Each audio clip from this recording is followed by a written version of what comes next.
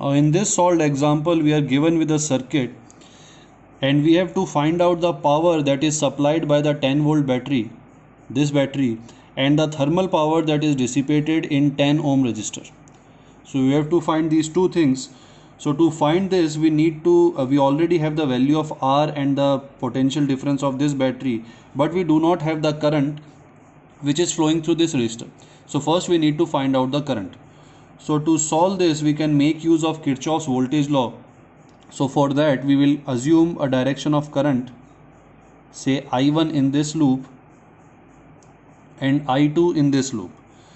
Now we need to write the equation. So Kirchhoff voltage law equation for I1 for this loop can be written as, you should do it yourself.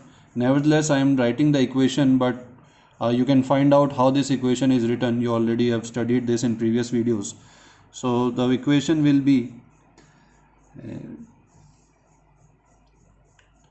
plus 5I1 plus 20, that should be equal to 0, or 15I1 equals to minus 30, or I1 equals to minus 2 ampere. That means this minus sign says that the clockwise direction that we have taken is not actually clockwise, it is actually anti-clockwise. The direction is moving in this way. Now similarly, if we apply KVL for I2, then it will be given as 5I2 minus 10 equals to 0, or I2 will be equal to 2 amperes. So now that we have the total current, so current in 10 ohm resistor,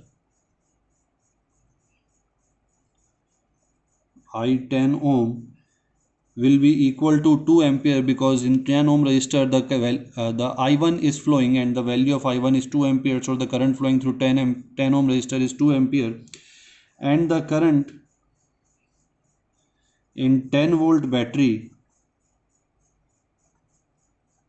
you can write it as I10 volt, this will be equal to the value of I2 minus I1, because in this branch, in 10 volt branch, a current I2 is moving upward and I1 is moving downward. So this can be written as I2 minus I1, which will come out to be 4 amperes.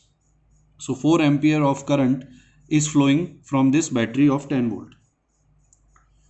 Therefore, the power in 10 ohm resistor, because we have to find out the thermal power dissipated in 10 ohm resistor. So power in 10 ohm resistor will be equal to I1 square R. So this will be 2 square into 10, which will come out to be 40 watts. And we also have to find out the power supplied by 10 volt battery.